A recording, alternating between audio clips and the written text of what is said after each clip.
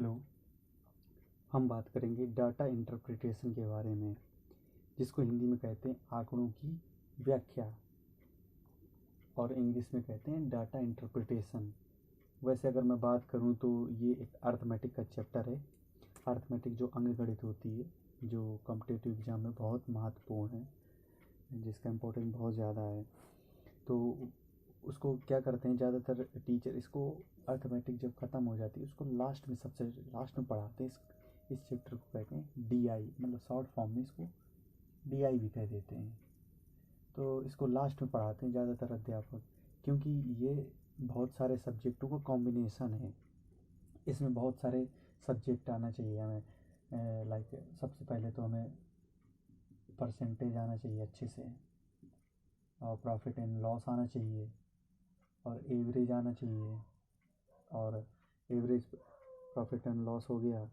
और भी बहुत सारे सब्जेक्ट हैं, और एवरेज और रेशियो, हाँ, रेशियो वगैरह आना चाहिए। यानी बहुत सारे सब्जेक्टों से मिलकर ये डाटा इंटरप्रिटेशन बना होता है।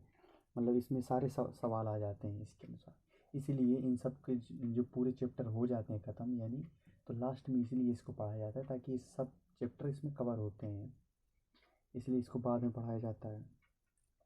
अब इसके इंट्रोडक्शन की बात हो गई, अब हम चलते हैं मतलब कि डाटा कितने प्रकार से हम गणना कर सकते हैं, कितने प्रकार से गणना करते हैं। तो बहुत सारे टाइप हैं, लेकिन मैं कुछ जो महत्वपूर्ण है उतने टाइप बताऊंगा। जैसे कि आपने सुना होगा पहला पाई चार्ट के बारे में, पाई चार्ट के बारे में, पाई चार्ट के बारे में सुना होगा, पाई चार्ट। दूसरा आता है बार ग्राफ,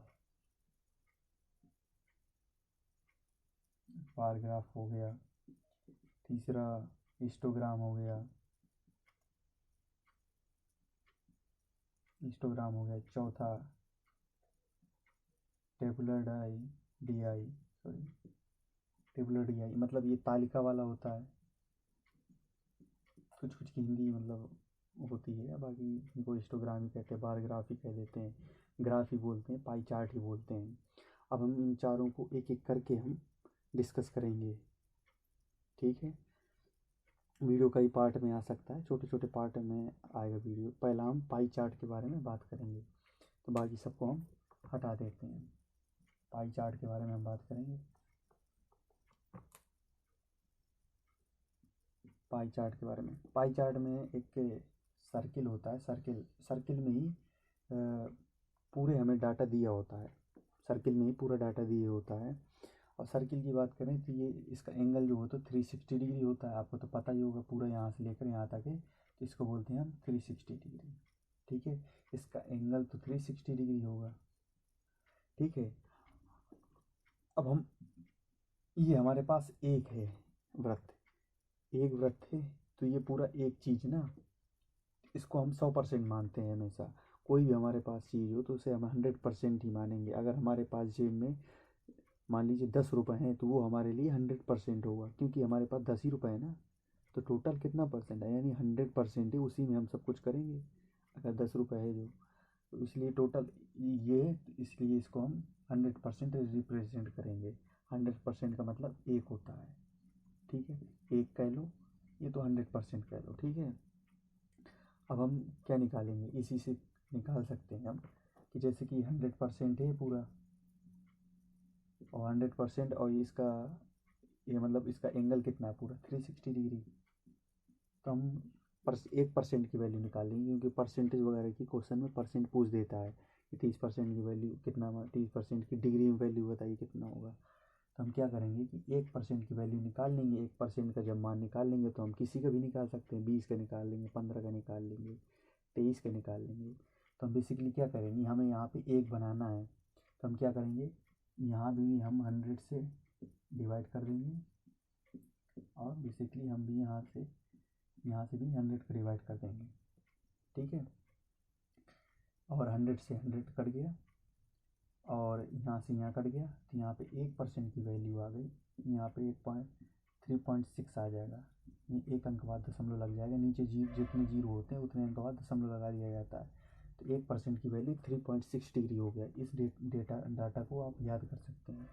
ये एग्ज़ाम्स वगैरह में डायरेक्टली मतलब कि याद करने के लिए मतलब सहायता देगा, कुछ नहीं कि 1% की वैल्यू 3.6 डिग्री होगा।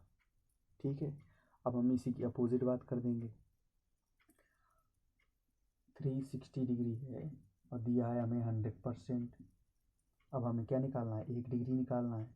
तो ठीक है, तो 1 डिग्री कैसे निकाला हमने, 360 का यहाँ भी डिवाइड कर देंगे।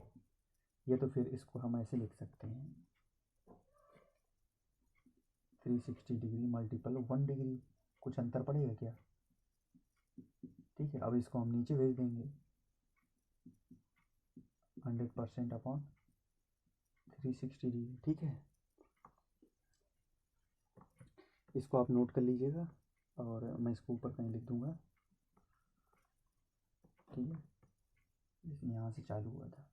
अब 1 डिग्री जो हमने बताया था 100 सेम बटे 360। अब हम 0 से 0 कैंसिल करें तो अब हम इसको काट देंगे 2 से, तो 5 10 और 18।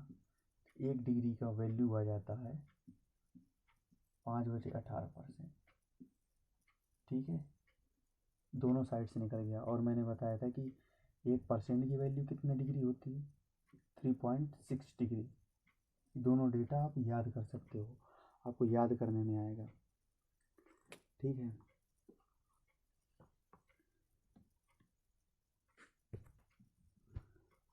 देखिए मैंने यहाँ पे लिख दिया है।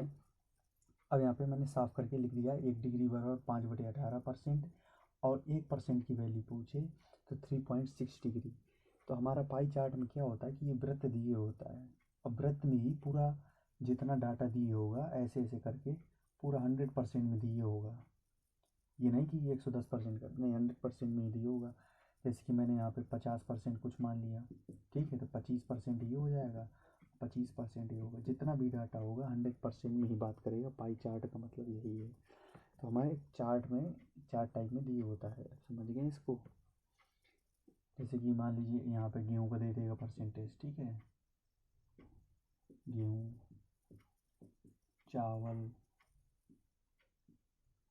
चाय इत्यादि के बारे में दे देगा। ये पाई चार्ट का मतलब यही होता है। इसको सिर्फ 100% में ही विभाजन करेगा। इसको और कर देगा 18 कर देगा, 32 कर देगा, 23 कर देगा, यानी रहेगा हमेशा 100% में ही। ठीक है, इतना समझने के बाद अब हम क्वेश्चन लेते हैं।